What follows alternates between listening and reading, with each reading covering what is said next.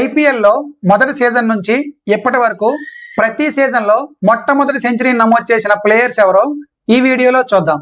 మొదటగా 2008లో Brendon McCullum, 2009లో ఏబీ డివిలియర్స్, 2010లో యూసుఫ్ పఠాన్, 2011లో పాల్ వాల్తాటి, 2012లో అజింక్య రహానే, 2013లో షేన్ వాట్సన్, 2014లో లెండిల్ సిమన్స్, 2015లో బ్రెండన్ మెక్కలామ్, 2016లో క్వింటన్ డీకాక్, 2017లో సంజు శాంసన్, 2018లో క్రిస్ గేల్, 2019లో సంజు శాంసన్, 2020లో కేఎల్ రాహుల్, 2021లో సంజు శాంసన్, 2022లో జాస్ బట్లర్, 2023లో హ్యారీ బ్రూక్, 2024లో విరాట్ కోహ్లీ, 2025లో ఈశాంత్ కిషన్.